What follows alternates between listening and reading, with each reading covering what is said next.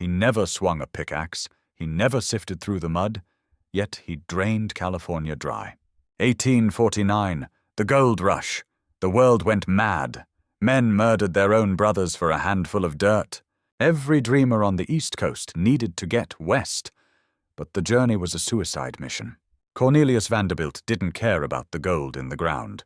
He cared about the ticket in your pocket.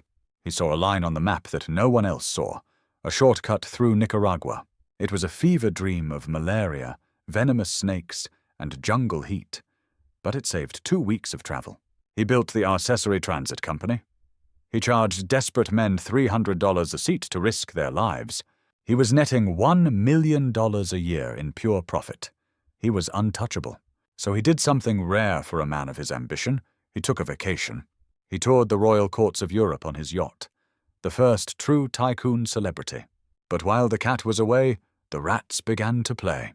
His partners, Morgan and Garrison, manipulated the stock behind his back. They stole the company out from under him. They thought the old man was too soft to fight. Vanderbilt heard the news in Paris. He didn't scream, he didn't rage. He just wrote a letter, the shortest, deadliest business letter in history. Gentlemen, you have undertaken to cheat me.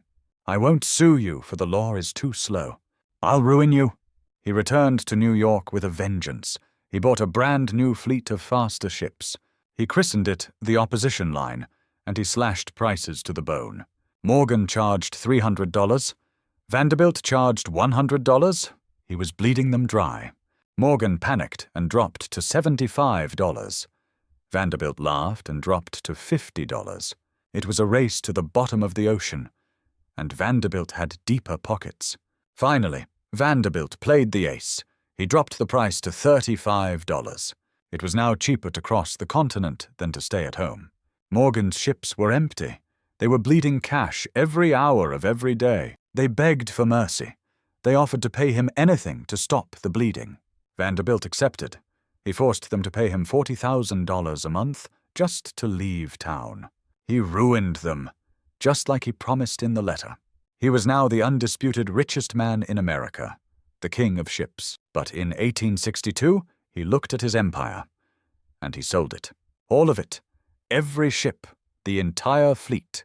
He walked away from the ocean. People thought he was senile. He was 68 years old. But he saw something they didn't. The age of sail was dying. He turned his eyes inland, toward the iron rails.